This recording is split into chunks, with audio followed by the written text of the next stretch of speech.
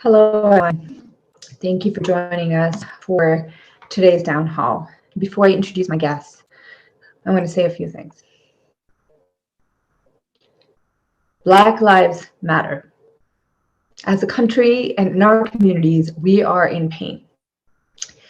Black communities have always been in pain. The senseless killing of George Floyd by the Minneapolis police officer has been yet another painful reminder of the white supremacy and the systemic racism that Black people in this country experience every single day. As a country and in our communities, we are frustrated. We are despairing, we are angry, and the protests across the country show the deep anger and despair. It is not just about one or two or even the hundreds of names in recent memory. This despair, frustration, and anger is a culmination over centuries of racism and systemic inequities in our country. We are long overdue for a true reckoning. We have ignored and minimized Black pain and suffering, and dehumanized Black folks. And we continue to do so to this very day. Black Lives Matter, period. We say the names from the list that keeps growing: George Floyd, Breonna Taylor, Ahmaud Arbery, Tony McDade, Michael Lorenzo Dean, Eric Reason, Christopher McCorvey, Christopher Whitfield, Tatiana Jefferson, Dominique Clayton, Pamela Turner, Botham Jean, Antoine Rose II, Stephen Clark, Ronell Foster, Aaron Bailey, Eric Garner, Michael Brown, Sandra Bland, Freddie Cray, Philando Castile, Trayvon Martin, Jordan Davis, and so many more. I could sit here and keep saying names, and we would not be finished. We're frustrated. Black people are exhausted.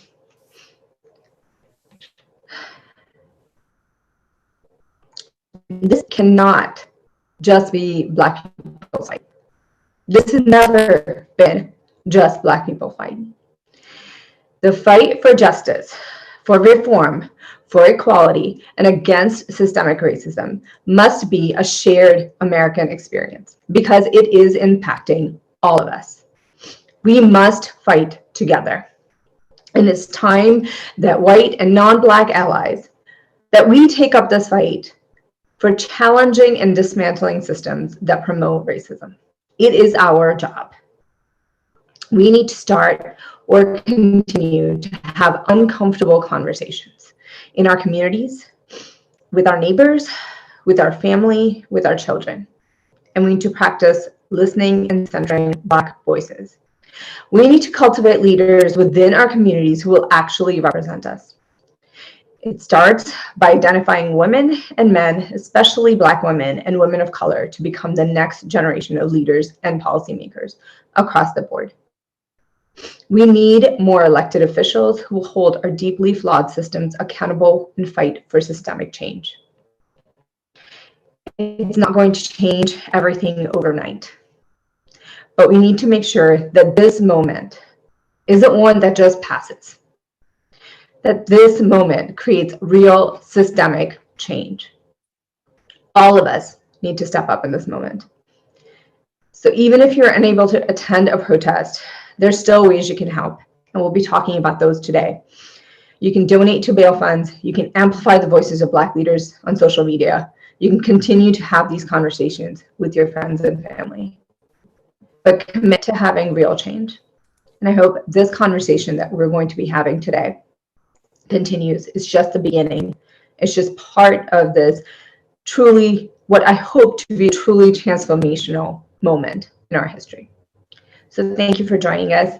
And I am beyond honored and pleased to welcome our town hall guest today.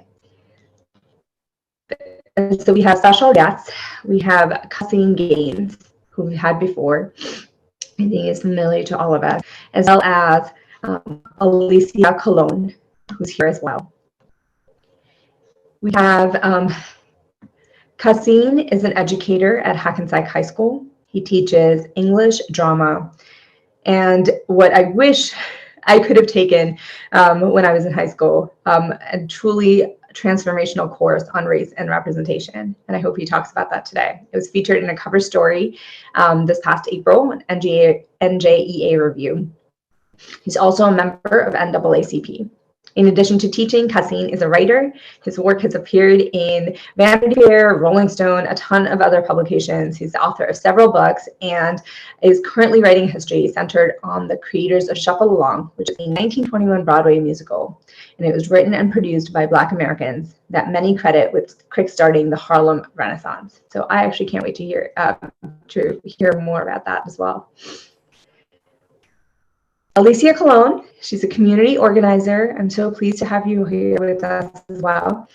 She is a alumna of Hackensack High School, current student at University of Pittsburgh, and one of the organizers of Hackensack's Black Lives Matter rally, which is tomorrow, Thursday, June 4th at 5:30 p.m. So thank you both for being here today. Thank you both for allowing me to have this conversation with you. Thank you. Of course. So I want to start off by really thanking you for being here in this moment. This is an important conversation for all of us to be having. And I'd love to give you the floor. And I'd love to hear your thoughts and what you would like for us to come away with. So Cassin, do you want to start? Sure. This is such an incredibly heavy time. It's a heavy time for a lot of reasons, and in some ways, it's disappointing because this is a conversation that we have over and over again in this country. In some ways, it's frustrating and disappointing because for many Black Americans, this is a conversation that we have been having. And while it is heartening to see so many people join this conversation now, in some ways, there is the question of where were you before when these sorts of issues were raised. George Floyd saying "I can't breathe" harkens back, of course, to Mike Brown, and it's disappointing that it takes a nearly 9-minute long video for people to start to say, oh, wait a second, perhaps there is a problem in this country. I'm glad that there are so many people that are interested in having this conversation now. I think that anytime someone says, how can I help?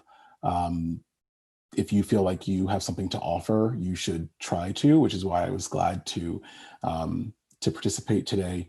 But I think that this situation has exposed just how deep the problem is, and not just George Floyd, but as you mentioned, Breonna Taylor, even the Christian Cooper situation, Ahmaud Arbery. I mean, May has been a particularly trying month, and I think there is so much work to do, and I'm glad it seems like there are people right now that are interested in being allies in doing some of that work.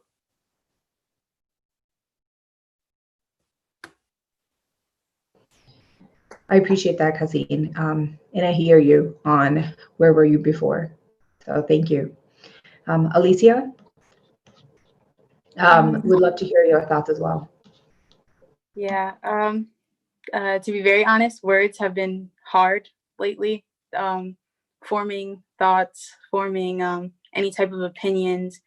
It's been hard, because I feel that I've been stuck kind of in a loop trying to make sense of everything, because this is something that's happened time and time again.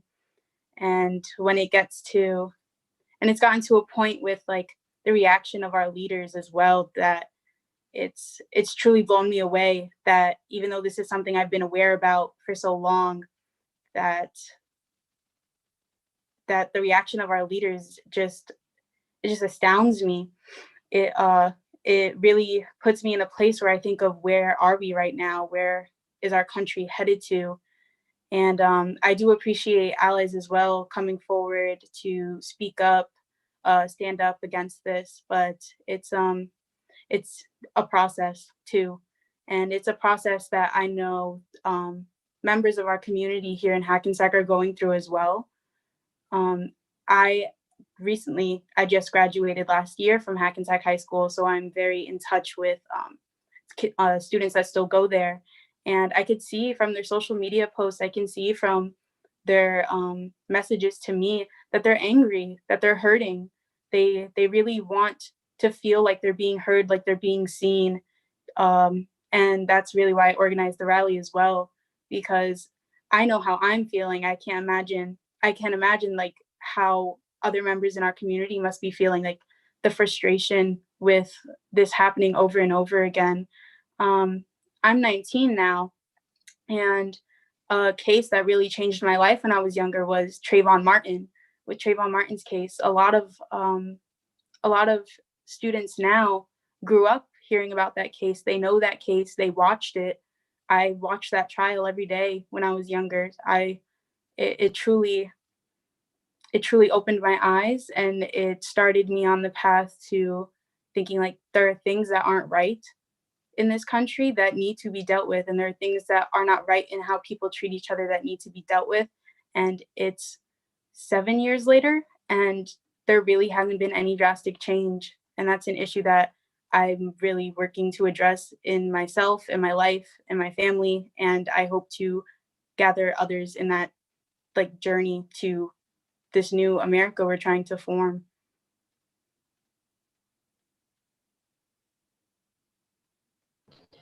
That's really powerful, Alicia. Thank you so much. I can't imagine how heavy this must be. So I really am appreciative of both of you coming here and having this conversation. I agree that it seems and it feels as if every time this comes up, we protest, we say things, and then nothing really seems to change. So today, or yesterday actually it was, we heard that our state attorney general was going to be doing a number of things in response.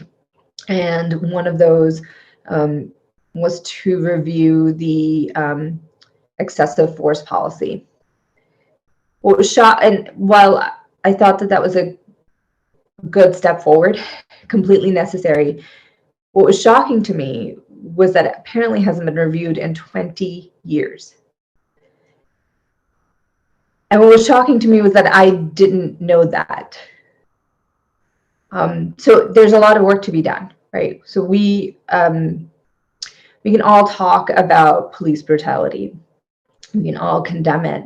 But I also think that what we need is knowledge, and for us all, for me as an ally, to really understand the kinds of policies that are necessary, and the kinds of things that we can implement, but also really seek out, what those are and really advocate for them, right in my own backyard. And as a council member, absolutely, I feel a responsibility, a renewed responsibility to make sure that that's something that I can go back and look at. And I will tell you, I was truly surprised that it had been 20 years, although I guess in retrospect, perhaps I shouldn't have been.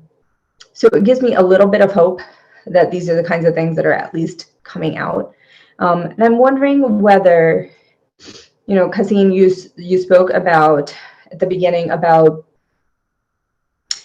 the need to make sure that this moment is not just like all the others. It feels different to me in some ways. Maybe I'm just being hopeful. Maybe I'm just being blindly optimistic. But I wonder if it feels different to you, or if you can speak to what we can do to make sure that it is different moving forward. It feels different to me. I'm hoping that that difference lasts, and I'm hoping that it isn't a side effect of the fact that we are all quarantined in our homes. stuck on social media in front of television sets, you know, eager to go to a rally or a protest because it's a good reason to get out of the house.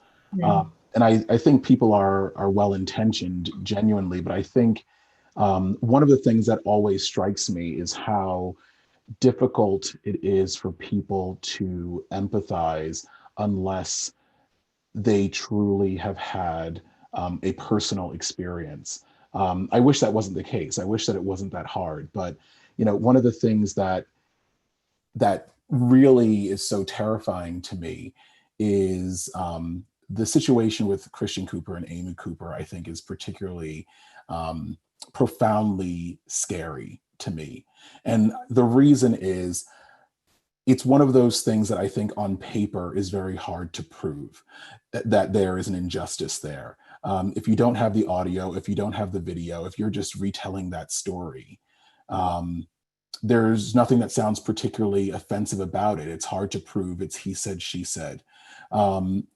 However, the things that are particularly scary to me about it, number one, is that what sort of gets lost is that Amy Cooper was the one who was actually breaking a rule in Central Park, that she was the one with an unleashed dog.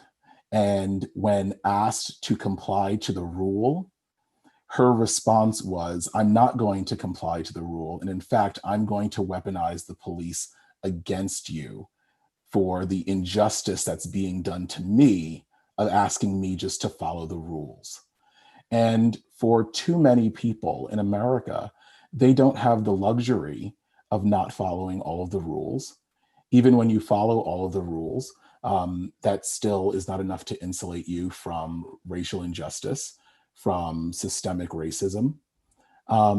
And certainly, people of color have specific limitations when it comes to being able to weaponize the police against someone else, and particularly against white people in defense of people of color. So, you know, that situation did not end in a murder. It didn't end in an arrest. It didn't end in any sort of police brutality.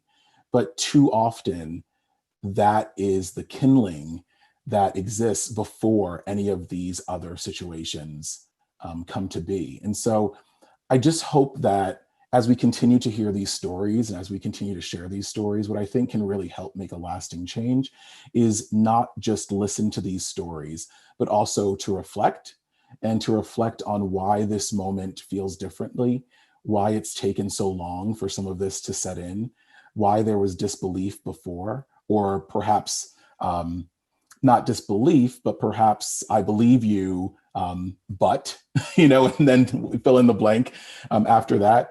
I hope that this is a moment where everyone really takes it with them and really pledges to do something differently within themselves.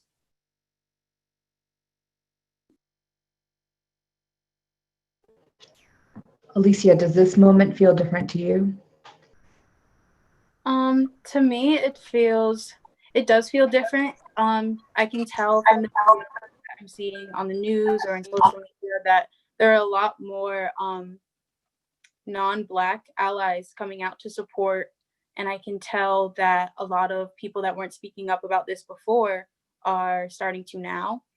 And although it's kind of frustrating that they're only beginning to now, at least it's a start. I think I'm also worried about this dying down after protests start dying down. I'm worried that people are going to make their social media posts, and then once the case or the charges are either like dropped, or if it leads to a conviction, then they'll stop posting about it. They'll think, okay, justice has been served and now we're done here. And that's an issue I have with everything going on right now. And even speaking on the Christian Cooper and Amy Cooper situation, Amy Cooper knew what she was doing. She knew exactly what she was doing. She knew she had someone on her side. She knew the police would be on her side regardless of how the situation actually played out. And I feel like a lot of people will claim that they're not racist or that they're for the cause, but if they start to feel threatened or feel like their privilege is about to be stripped away, they know what to do. They know how to weaponize the police against Black people. They know how to discredit Black people.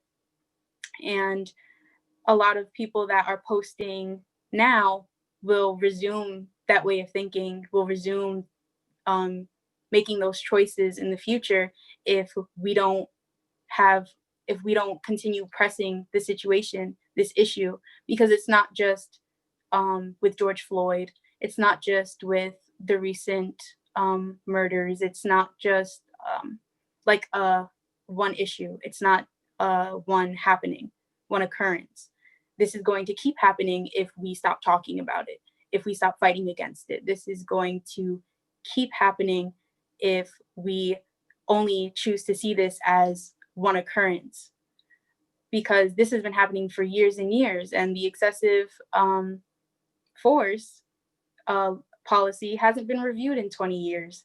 And before that, when was it reviewed? And before that, has it ever been fair? We have to take a really deep look into policies we still have in place. We have to take a really deep look into our own biases and dismantle that in order to dismantle any type of structural oppression.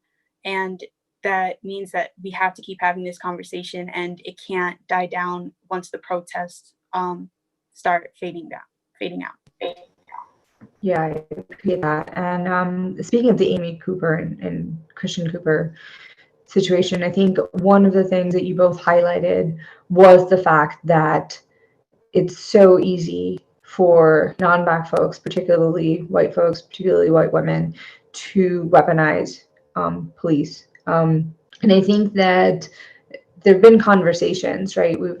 People have had conversations about not understanding. There are folks who have had to come to the realization of why that is weaponizing, where some of us can see that much clearly, because I think the important point is that Black folks are not given the benefit of the doubt, right, in a situation like this.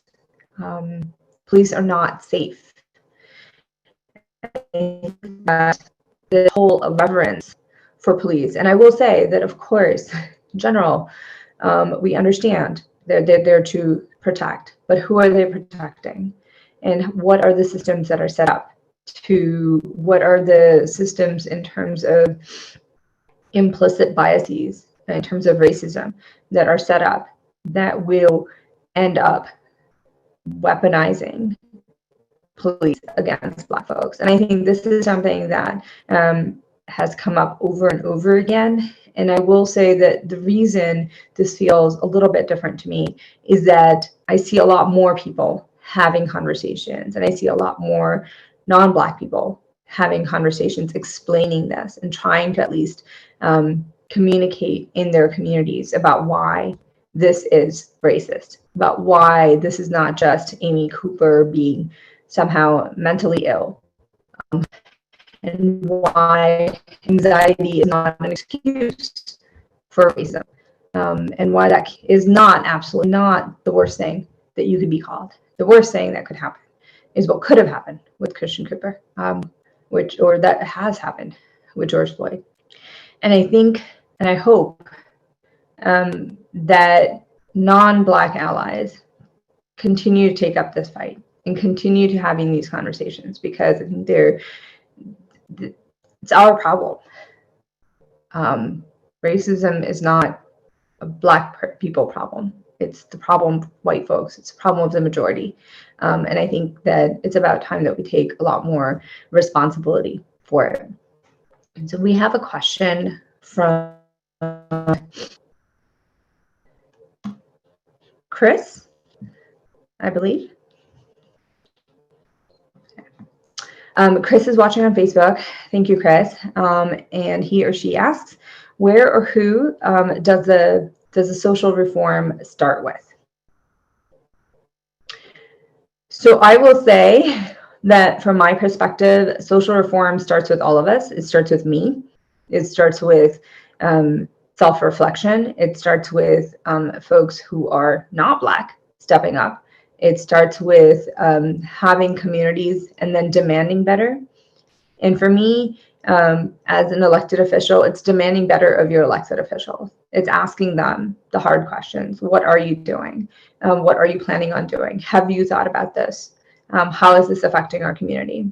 Obviously, on a personal basis, I think it's making sure you call out racism where you see it, you call out bias where you see it. And I think that this moment, whether it's because we've finally had enough as a community, or we're finally, because of the pandemic, able to hear and listen and feel a lot more of the pain that's been there for centuries. I think that for me, it feels as if the social reform is happening in the exponential kind of conversations that were happening. So, but I would love to hear, Alicia, your thoughts, and Cassie, your thoughts on where and how you think social reform starts, or who it needs to start with.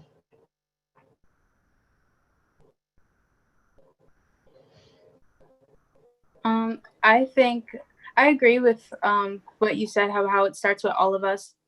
All of us have a role to play. We all have a part to play. We're all part of the bigger picture.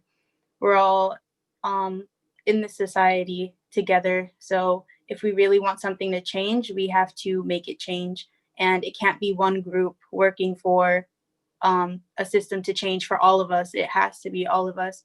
These are institutions we've created. These are institutions that only all of us together can dismantle. And yeah, I think that covers it. Like, it truly is a team effort, and all of us are on the same team. We just have to put in the work. And I think that, we have to think of ourselves as being on the same team. The other thing that I think is a really big roadblock to making these sorts of changes is that we have to think more about racism as a systemic problem, a problem that is embedded in all of our systems, whether it's education, whether it's banking, whether it's housing, whether it's elected officials who is considered electable, who is able to raise the money to run for office, and all of those sorts of things. And stop thinking about racism as being an interpersonal problem. I think the problem is there are, people will inevitably step in it. People will ultimately make mistakes. People will do things that are offensive and that are hurtful and that are not just hurtful in terms of feelings, but actually have implications that damage people's lives. And when those behaviors are called out, too often people take it as a personal affront. Jelani Cobb, who writes for the New Yorker, says that we grade racism on the steepest of curves and no one qualifies. No one thinks of themselves as being a racist. You can talk to a Ku Klux Klaner and they don't think of themselves as racists. And if you divorce yourself from thinking of a racist as a person, but more of an act or a perpetuation of a system, then I think that can go a long way. And there's all sorts of ways in which this plays itself out. I mean, we all subscribe to certain racist beliefs. For example, people aspire to send their kids to good schools. And we know what a good school looks like. We know what a good school means. We know who teaches at a good school. We know what the funding looks like at a good school. You don't have to call it what it is.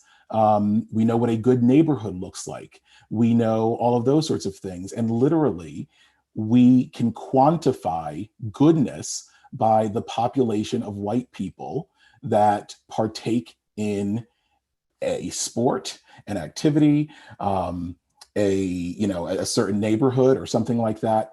And I think that we just have to be honest with ourselves about those biases and try to dismantle the system from within. And if that means, for example, sending your kids to public school and working with that public school to make the school system better for all students, joining the PTA, running for the Board of Education, holding administrators and teachers accountable. You can lift everyone at that school instead of looking for a school that is already made. There are so many more people that need to be made in this country. And instead of just airlifting yourself out of those spaces, stay in those spaces, insert yourself in those spaces, and work to make those spaces better for everyone there. I appreciate that, Christine. I think we're one of the most segregated states in New Jersey, which is also something that was, again, showing my blindness, shocking to me when I moved here, not having thought as deeply as I could have about what that meant. And clearly, it's very clear as to how that manifests itself, particularly in schools, as you talk about. I think we have 2 questions next.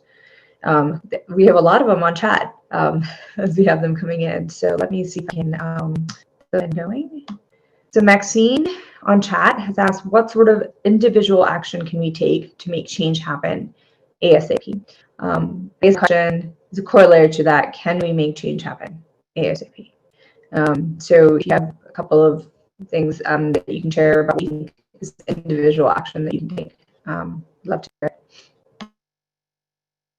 One of the things that comes to mind immediately is, and I'm seeing so much more of this on social media, and it's very heartening to see, is I think that non-Black allies need to continue to say why this issue is important to them. They need to continue to speak up in spaces, especially when people of color or Black people specifically are not there. And one of the things that I'm seeing a lot of and just hearing anecdotally from friends, which I think Black people, or at least myself, what I've experienced for many years, is you start to get a little bit of a sense of what comes with standing up for racial justice. You start to get a little bit of a sense of perhaps the loss of social capital. You start to get a little bit of a sense of the lack of time that you spend going back and forth with people trying to explain why every human being matters and deserves equal rights. You start to see the loss of relationships, whether it's with family or friends. You start to see a little bit of the lack of your mental health stability. And these are things that people of color, and not just Black people, but people of color, women as well, so, the LGBTQ community experience on a daily basis, having to just be exhausted with explaining why you should be seen as a full human being. And when white people get into arguments with loved ones about whether it's Black Lives Matter or All Lives Matter or Blue Lives Matter at this moment, it gives you, just for a couple of minutes, a sense of what that fight for humanity feels like. And I think experiencing that and understanding that that's what people of color experience every single day is important. And I think it's also important for, as you said before, people to understand that it's not just Black people saying that this is an issue, that it's everyone else, that it's everyone, it's a collective, that we are on the same team, as Alicia said, and that, that's the direction that we need to move in order to make a better America. Thank you. I appreciate that. I will also say, while I think there are individual actions that we can take, including donating, including advocating for policies, clearly I'm running for Congress because I think that we need more elected leaders who are also going to embody that change. And so, as Kazine mentioned, in whatever capacity that you can make sure that you highlight folks, you highlight Black folks, highlight people of color, and advocate for them, vote for them. I think that's going to go a long way towards making change happen. And I'm not certain that it's going to happen as quickly as we all would like, but especially with this moment, I think this is the time for us to come together for that. So I think I have another question from Anna. in here. Maybe. And the question is, what can we do as allies, co-conspirators on a daily basis to be anti-racist? How do we use our consumer power for change? How do we show up off the internet? Anna, thank you for watching on Facebook, and thank you for these really important series of questions, right? From my perspective, we need to go beyond a hashtag. There are so many folks who have now adopted and are advocating for Black Lives Matter. I think that's great to do that on social media, but we absolutely need to go beyond that on the internet. And that includes those conversations that we're talking about. I think from my perspective, that includes voting for the people who are willing to define the problem and to advocate to change it in the series of problems that we have. It also means that we make sure that we go and seek out Black-owned businesses, POC-owned businesses, that we make sure that we use our dollar there, that we ask for change. If there are particular businesses that we know have racist practices, we all know about a very famous chicken. I'm so sorry. I'm vegetarian. I can't remember what it's called. Kidding. A fast food restaurant, right? Whether we know that, whether we know whether there are particular businesses that we know indulge in practices or uphold systemic racism. I think that's where we decide not to put our money. We hold people accountable by who they are pushing forward in leadership. We ask them what the boards look like. We ask them who is in decision-making roles. We ask them how it is that they are actually living the kinds of values that they're talking about on the internet. So from my perspective, I think all of those are really important. And I'd love to hear, anything else that you have to say, Haseen and Alicia. So one thing I really wanted to add, because I am an avid reader and writer, is to read books and read articles and essays from Black people. Consume our literature, consume our media, watch our movies, and not just the movies and not just the literature about police brutality, about the struggle of being Black. Like, if you consume Black people in books that are like fantasy, or in books that are like young adult, and it's not just about our struggle as Black people, you can start seeing us more as people that are capable of pain and anger and hurt, but also happiness and love and all of that. It's very important to not just get one side of the story, and not to just see one side of a person or one side of a community, because then that's all you'll see them as. You'll see Black people as just people who always struggle and people who always get hurt. But we're more than that. We are people with feelings, and we're people with a bunch of different experiences and lives. And these are things that we share in our books and in our media. And for non-Black people to start consuming that more and start developing their view on what a Black person is and what a Black person can be, then it's really helpful as well.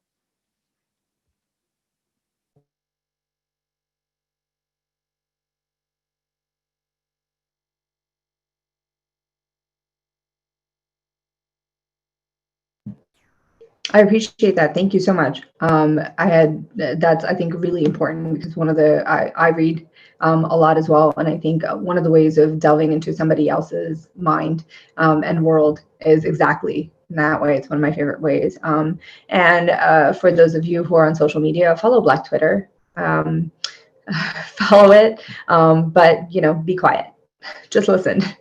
I think, take both of those things. You will be very surprised, but I think you will come away much richer as a person for doing all of those things. So thank you. I think there's another question on here.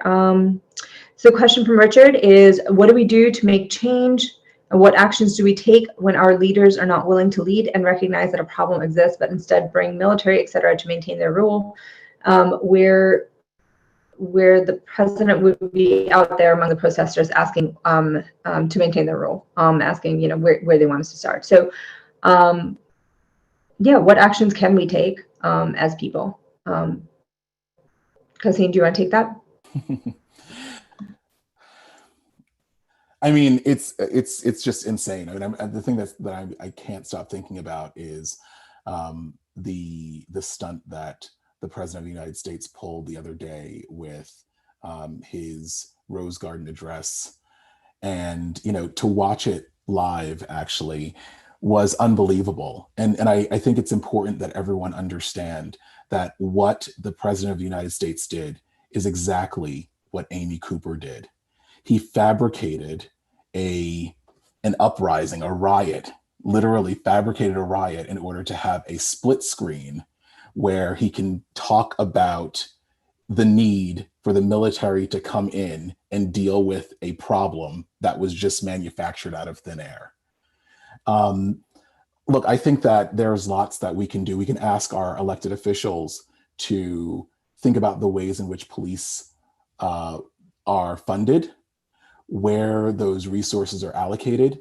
President Obama just earlier today asked for every mayor in America to sign on to a pledge that does 4 things: to review the police use of force policies, to engage communities by including a diverse range of input, experiences, and stories in that review, to report those findings of the review to your community and then seek feedback from the community on that report, and then take the last step of reforming your community's policing policies. And if there are mayors that are listening, you can go on to obama.org and you can take that pledge, and then someone from the president's team will actually reach out to you and work with you through these 4 steps. But I think that that's something that is very crucial. I think also it's important that people make it clear, whether it's showing up at town council meetings, whether it's showing up on the street, that these policies are not okay. We are not going to live in a police state. And lastly, I think that police officers who are the good eggs, or the good apples rather, need to start speaking up against the bad apples. I think it's, I have a lot of respect for police officers that do their jobs and take their responsibilities seriously and get to know their communities, and actually protect and serve the people that they take an oath to.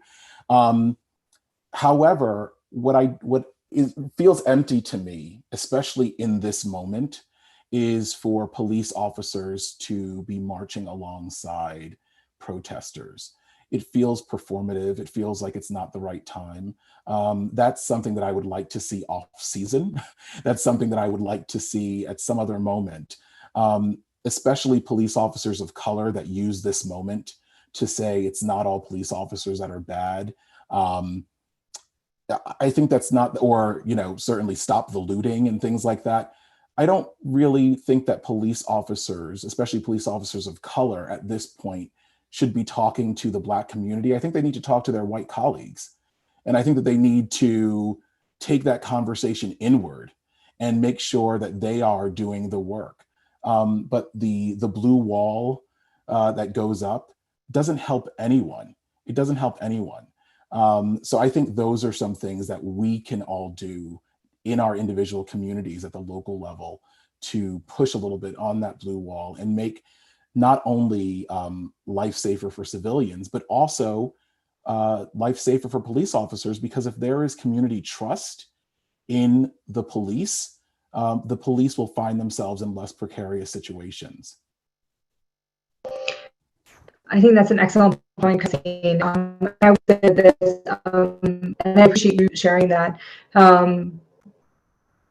I think that between all of this is this unwillingness of non-Black folks or folks who are in the majority, or to look inward, right? And because it's uncomfortable, because we all want to be thought of as good people. And I think that that's a dangerous, clearly a dangerous and fatal mistake for Black folks.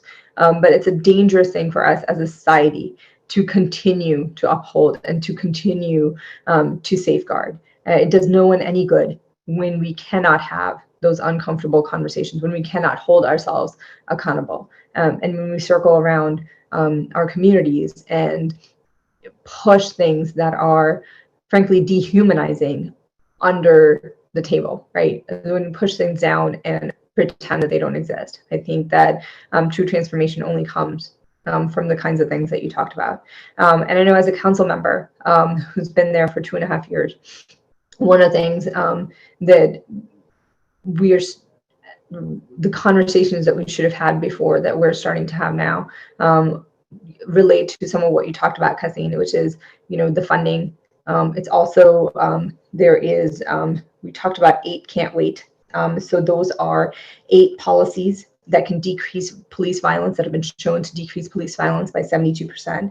They include things like banning chokeholds and strangleholds, requiring de-escalation, requiring warning before shooting, requiring a duty to intervene, banning shooting at moving vehicles, requiring the use of a force continuum, requiring comprehensive reporting. And I know folks have talked about body cameras as well. I think that for a lot of communities, this is an uncomfortable conversation to have, because especially in New Jersey, especially smaller communities who talk about how, well, that doesn't happen in my community, or that is not something that, is something that we need to be concerned about. But as a council member in a small town, I think it's really important that we have those conversations and that we set that tone of holding people accountable, holding our police force accountable as much, and making their jobs easier, because I think it protects them too. And it is a transparency and accountability tools that I think are necessary all up and down. We cannot push things away and say that this is not our problem here where we are. And I think that's a core message that I hope resonates across the board.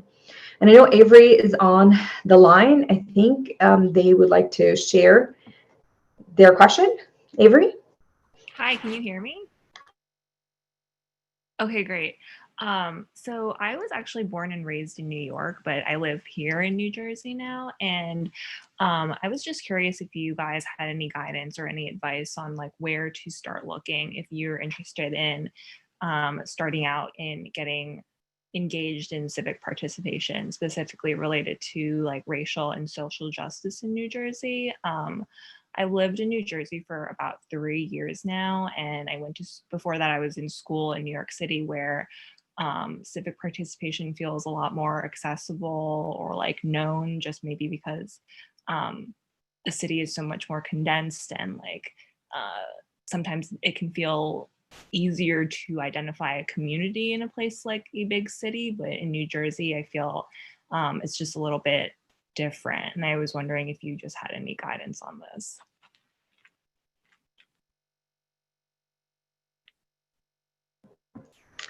Thank you, Avery. I appreciate the question. I'm glad that this is something that you'd like to get involved with. There are a number of grassroots organizations that have popped up across the board, from Indivisible. There are obviously Black Lives Matter groups across New Jersey. And I, in messaging them and seeing how to be involved is something that, something that I've done that I found meaningful and helpful. Unitarian churches also have a number of these organizations. Alicia is holding a rally tomorrow for Black Lives Matter. And if you're in Hackensack and you're able to come, I would highly encourage you to come and support and amplify. We have that out. It's going to be tomorrow at the Bergen County Courthouse steps. So if you're in Bergen County and you're able to come out, given everything that's going, I would highly suggest that you do that and find that community there as well. There's another march in Teaneck at noon on Friday. and I believe it starts at the Bryant School.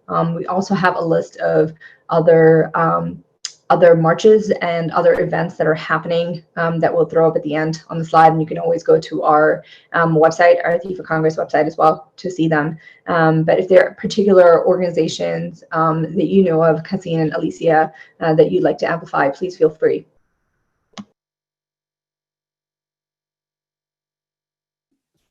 I mean, I think different communities have a better landscape, frankly. But one of the things I would really recommend doing is, especially at this time, as you see people commenting on posts, as you meet people at these events, don't be afraid of speaking to someone, getting their contact information and starting something. And that's why, I'm so impressed with what Alicia is doing with the rally tomorrow with her team, because there wasn't, as far as I know, I mean, she can talk more about this, but I think, it was a need for an outlet.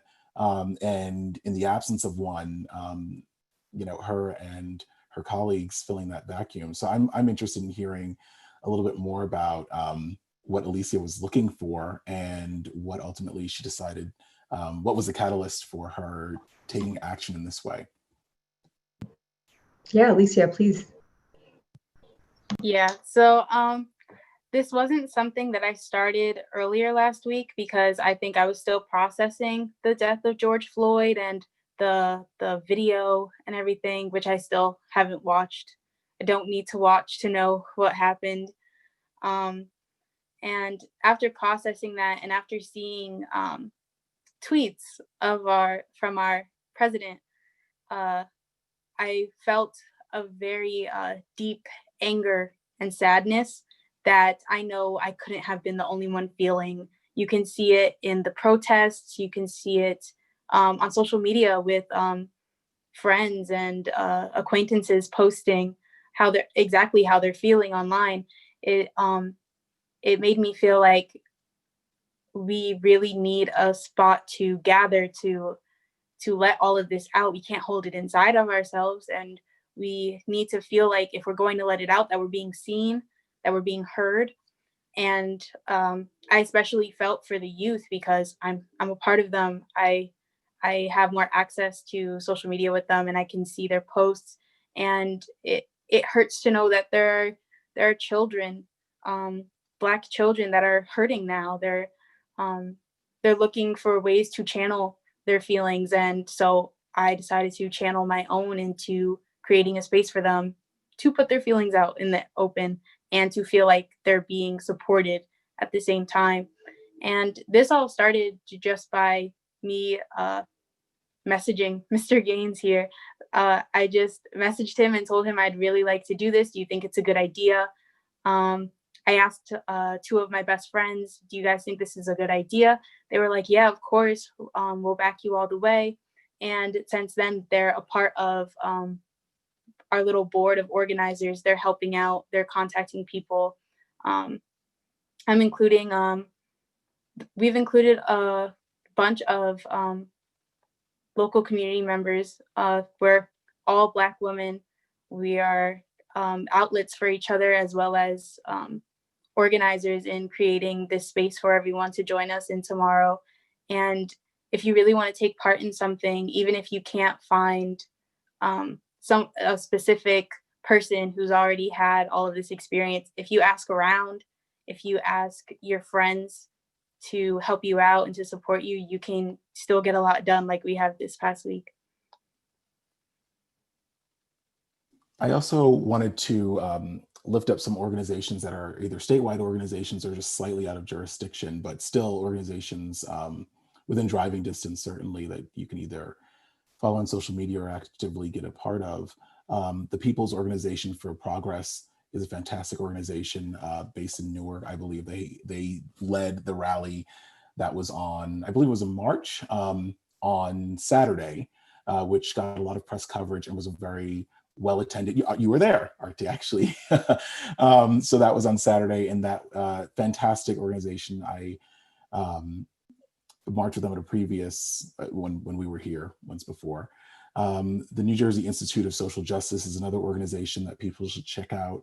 The Salvation and Social Justice, as well as the ACLU of New Jersey. these, in some cases, when people are asking for how to get involved, these are great places to get involved and find a community. These are organizations that have a long-standing history of doing the work. And also, these are organizations that could also benefit from your dollars. If you're looking for a place to donate, I think it is great to donate to organizations that are helping with things like bail for protesters, but also organizations that are actively doing the work every day to create conditions where we don't find ourselves in this place or in other places where systemic racism is able to create injustice.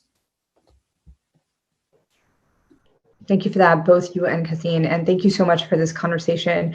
As I predicted, it has flown by, and I really appreciate you sharing your thoughts, your emotions, and helping us have this conversation, this really important conversation that cannot end here. I really appreciate those of you who are out there on Facebook and Twitter and other social media who are participating in this. There are a few more questions that we didn't get to, but that also shows this hunger and gives me hope that this is going to be a moment that leads to lasting change. I want to really thank you for this, Cassine, for things that you do, both you and Alicia do on a daily basis, particularly in educating young people and in amplifying and really being able to help us have the words and have the kinds of clarify the kinds of concepts that we need to internalize to really be a truly anti-racist society, anti-racist community. Alicia, thank you for doing the work and for putting this together. As an ally, this means a lot to me. It's not about me, but it does mean a lot to me for me to be able to center and show support in ways that feel like might be helping and might lead to that change. Again, show up. We have a call for action. We have calls to action that we're sharing with folks, because I want to reiterate what I said at the beginning. This is not a Black people problem. This is the problem for the rest of us, for the rest of society. We need to step up. We need to do more. We need to take this struggle on because it is our struggle. So those of you who are allies, who want to be better allies, who want to be co-conspirators in this, show up if you're able to. Attend a rally for sure, but show up in other ways that you need to. Show up and be anti-racist and really have those conversations that we're talking about on a daily basis. Support, so donate to the organizations that Cassine was talking about. We'll put those up as well as now there's a need for donation to bail funds, donation to Black Lives Matter organizations. I would know your rights if you're going to show up. And the ACLU has a really good synopsis of knowing your rights and how you can protect others who are more vulnerable than you are. Doing the opposite of weaponizing against the police. Educate, learn your role in dismantling racist systems. There are some books that we'd recommend. I think that's going to come up next. And advocate. Look, change is not going to happen overnight, but we need policies to also reinforce, amplify, and make change happen. We need our Congress members, we need our elected officials to step up and not just be mouthpieces, not just pay lip service to this idea of peace and unity. There's no peace, there's no unity unless we start with justice. And there's no justice until we start dismantling the systems of racism that have been bred into our society for hundreds of years. And that means not just quoting Martin Luther King Jr., it's actually understanding what those means, and it's actually calling things out the way they are. At the very least, it means supporting resolutions that are on the floor right now. That Representative Presley is one of the ones who's co-sponsoring a resolution against police brutality, against ending racial profiling, against excessive force. At the very least, it means co-signing that. So please urge your Congress member to do it. Do your homework.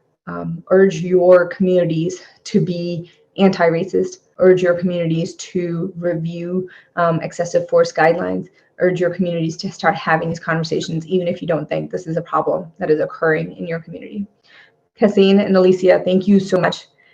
Really appreciate it. Out and there we have the books that I would say should begin your journey. This is not a one-time thing. This is not something that you can read a book and then be done with it. This is something that we need to continue on a daily basis, and really continue to self-reflect over and over again. So thank you very much, Cassine and Alicia, for being here, for having this conversation, and sharing yourselves. Really appreciate it. And thank you all. Take care. Thank you.